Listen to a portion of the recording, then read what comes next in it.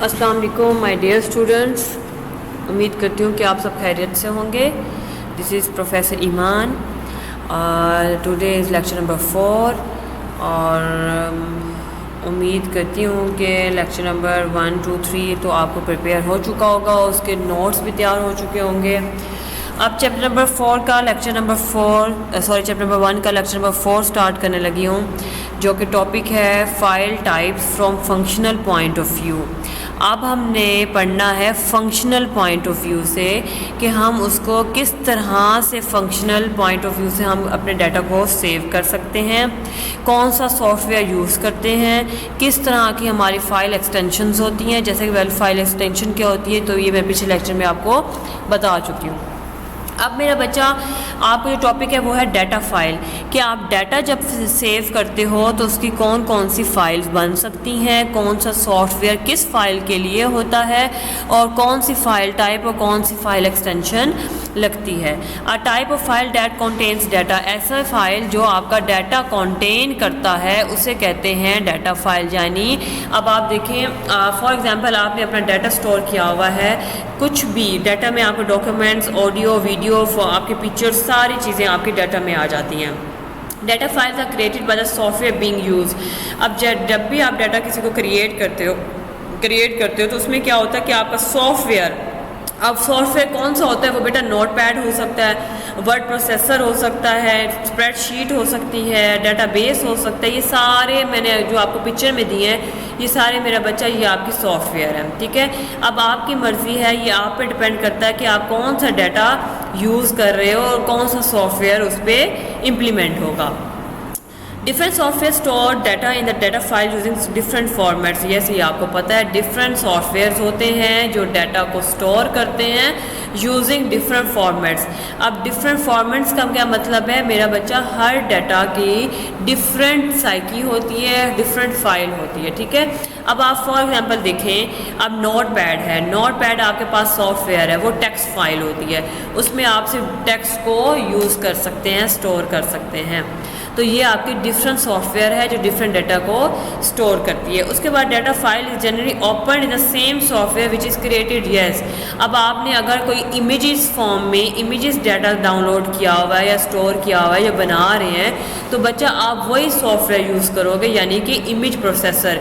इसमें आप image file को स्टोर कर सकते हो और इसकी एक्सटेंशन जैसे कि हम अक्सर यूज़ करते हैं .jpg, ठीक है ना। तो ये आपको पता होगा कि .jpg आप यूज़ करते हो इमेज प्रोसेसर के लिए।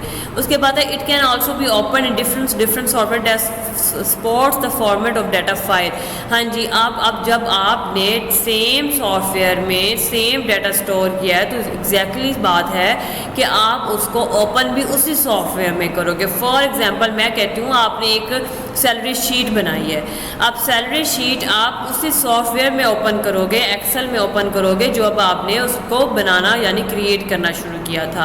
अब इसका मतलब ये नहीं कि सैलरी शीट बना रहे हो लेकिन आप ओपन कर रहे हो नोटपैड। नोटपैड आपके लिए यूज़ होती है एक अनदर वर्क के लिए, ठीक है। वो आपकी सिर्फ राइटिंग स्किल्स के लिए होती है, टेक्स्ट फॉर्म के लिए होती है, डॉक्यूमेंट्स वगैरह के लिए होती है। तो ये आपकी डाटा फाइल हो जाती है। फिर बच्चा, अब हमारे पास जो ये डाटा फाइल है ये आपके टाइप्स थी, वो हमने फाइल्स की पढ़ ली। अब हमारा जो नेक्स्ट है वो है फाइल ऑर्गेनाइजेशन। अब फाइल हो गई यानी डाटा हो गया, ऑर्गेनाइज्ड यानी आप उसको किस फॉर्म में ऑर्गेनाइज करके रखते हो और किस फॉर्म में उसको स्टोर करते हो। आया वो सेकेंडरी है, आया वो परमानेंट है या टेम्परेरी है, ये डिपेंड करता है आपके डाटा पे।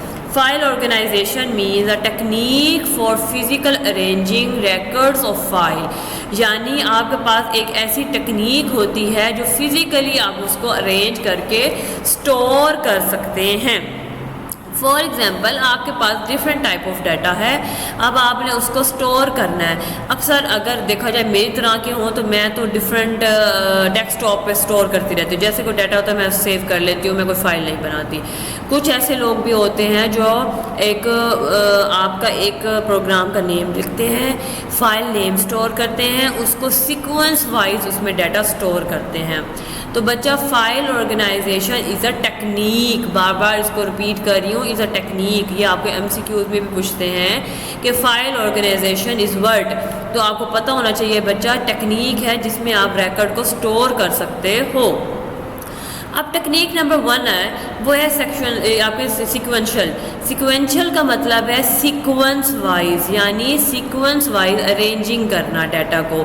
1 2 3 4 आप पिक्चर में देख सकते हैं कि मैंने डाटा स्टोर किया है, पुटअप किया है 1, then move on 2 3 4 and continuously वो मूव ऑन कर रहा है। जब आप सीक्वेंस वाइज डाटा को स्टोर करते हो उस टेक्निक को कहते हैं सिक्वेंशियल फाइल, यानी सीक्वेंस वाइज में आपने डाटा को स्टोर करना है। record can be retrieved only in sequence in which they are stored. yes, ये बहुत इंपॉर्टेंट बात है। जिस तरतीब से आप डाटा को स्टोर करते हो उसी तरतीब से आप डाटा को रन आउट भी करते हो। इस तरतीब की वजह से एक बैकग्राउंड यानी आपका एक ड्रॉबैक आता है मेजर, वो ये क्या होता है कि आपका टाइम स्लो हो जाता है। एसएस टाइम रिकॉर्ड को रिकॉर्ड करने के लिए स्लो हो जाता है, क्योंकि 1 बाय 1 सीक्वेंस वाइज आपने डाटा को स्टोर करना होता है, तो उसमें आपका टाइम लगता है, जिसकी वजह से आपका टाइम कम से कम यूज़ होता है। और फिर आपको इसमें एक ड्रॉबैक हम देख सकते हैं कि ये एक ड्रॉबैक है डाटा को रिकॉर्ड करने का।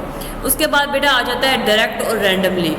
अब इसके नेम से ही आपको पता चल रहा होगा डायरेक्ट एंड रैंडमली, यानी आप डाटा को अगर file number 5 data number box number या कुछ भी हम कह सकते हो 5 में सेव करना है, तो आप डायरेक्ट 5 में जाके सेव कर लोगे। आपने रिट्रीव करना है ब्लॉक नंबर 5, आप डायरेक्ट ब्लॉक नंबर 5 पे क्लिक करेंगे, उसको रिट्रीव कर देंगे। ये है डायरेक्ट और random. records are not stored in particular sequence. yes, आपका जो डाटा यहाँ होता है वो particular sequence में स्टोर नहीं होता। जैसे कि मैंने आपको बताया कि मैं अपनी मर्ज़ी से कहीं भी डाटा स्टोर कर लेती हूँ, किसी भी डॉक्यूमेंट फाइल में डाल लेती हूँ, किसी फाइल मैनेजर में कर लेती हूँ, किसी भी मेन्यू में जाके स्टोर कर देती हूँ, तो वो रैंडमली होता है। The records are store at non address location. जब आपका डाटा स्टोर हो जाता है वो एक एड्रेस और लोकेशन की बुनियाद पे हो जाता है। वो एड्रेस और लोकेशन जो होती है उसकी फील्ड बता रही होती है कि आपने किस जगह ये डाटा को स्टोर किया है। एक्चुअली अक्सर ऐसा होता है, अगर आपका एक डाटा है वो सेम एड्रेस पे स्टोर हो जाए तो वो अक्सर पूछता है कि जो पहले वाला सेव हुआ था उसको ख़त्म करके ये वाला हम सेव कर लें, यानी वो सेम एड्रेस मैच हो रहा होता है। फॉर एग्जांपल मैं कहती हूँ कि कंप्यूटर 1, ठीक है, डॉट टेस्ट कर देती हूँ, फिर दोबारा मैं लिखती हूँ कंप्यूटर 1, तो वो पूछेगा कि ये पहले से स्टोर हुआ है, तो मैं उसका ना कोई नाम चेंज कर दूँगी, मैं कहूँगी कंप्यूटर 1 चैप्टर नंबर 1, ठीक है। तो इसका ये होगा कि अच्छा ये और फाइल है, ये और फाइल है। तो यानी डायरेक्ट और रैंडम में एक एरर आ जाता है, वो सेम एड्रेस को आपका स्टोर नहीं हो पाता। सेम एड्रेस कहीं भी कैलकुलेट हो जाए तो वो आपके 2 या 2 से ज़्यादा रिकॉर्ड स्टोर हो जाते हैं। फास्टर होता है ये, ज़ाहिर सी बात है सीक्वेंस से ज़्यादा फास्ट है ये, रैंडमली क्योंकि स्टोर करना होता है, रैंडमली हमने रिकॉर्ड को उठाना होता है, तो ये हमारे पास फास्टर होता है। उसके बाद यहाँ बेटा आप डाटा को कहाँ कहाँ स्टोर कर सकते हो, आपकी CD या DVD होती है उसमें आप डाटा को स्टोर कर सकते हो। ठीक है बच्चा, आज का लेक्चर यहाँ तक ही कंटिन्यू करती हूँ। इसमें आप देख लें कोई आपका मसला है ना समझ में आए, कोई चीज़ पूछनी हो, आप डायरेक्ट मुझसे मैसेज पे पूछ सकते हैं, कॉलेज विजिट भी कर सकते हैं। आई होप आपको समझ में आ जाए। आप इसके नोट्स साथ साथ तैयार करें। इंशाल्लाह फिर मुलाकात होगी आपके नेक्स्ट लेक्चर पे। तब तक अपना ख्याल रखें। अल्लाह हाफ़िज़।